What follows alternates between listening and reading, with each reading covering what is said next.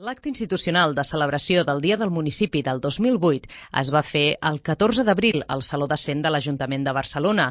L'acte solemne el van encapçalar el president de la Federació de Municipis de Catalunya, Manuel Bustos, i de l'Associació Catalana de Municipis i Comarques, Salvador Esteve.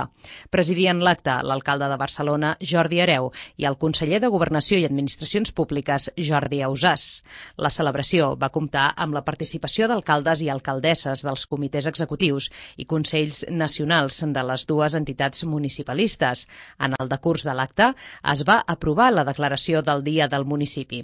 El president de la Federació de Municipis de Catalunya, Manuel Bustos, va reivindicar que la prioritat del món local és el finançament dels ajuntaments. Manuel Bustos va demanar també la constitució del Consell de Governs Locals, una reivindicació que la Federació de Municipis va fer des del mateix moment de l'aprovació del nou Estatut al Parlament. De la seva banda, el conseller de Governació i Administracions Públiques, Jordi Ausàs, va dir que per la Generalitat és bàsic aconseguir un bon finançament per als ajuntaments.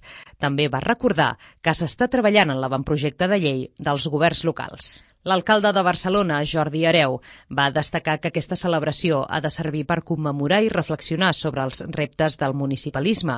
Durant la celebració del Dia del Municipi es va suggerir als ajuntaments una sèrie de propostes i recomanacions per tal que organitzin activitats que permetin la difusió d'aquesta commemoració entre els ciutadans i ciutadanes. El 2006, el govern de la Generalitat va declarar oficialment el 19 d'abril com a Dia del Municipi.